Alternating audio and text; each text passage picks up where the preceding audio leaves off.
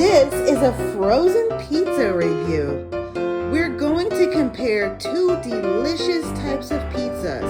The first one is the Great Value Walmart pizza, which is called Thin and Crispy Supreme. It has all of the toppings and it's a thin crust. Okay, now think about that. This is the Walmart brand, generic Walmart brand frozen pizza. Now check out what we're going to compare it to and do a taste test. We're going to go over to the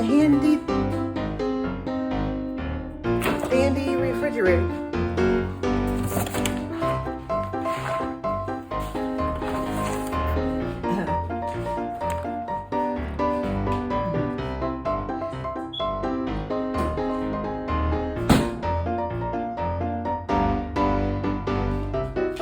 So this is Digiorno Thin Crust Supreme, and the toppings are sausage, pepperoni, green, red, and yellow peppers, onions, sausage made with pork and chicken, pepperoni made with pork, chicken, and beef, and it's also the thin crust original. Now this is Digiorno. We're going to put both of these, a slice of both of these in a toaster oven, and then we're going to compare to see which slice tastes better.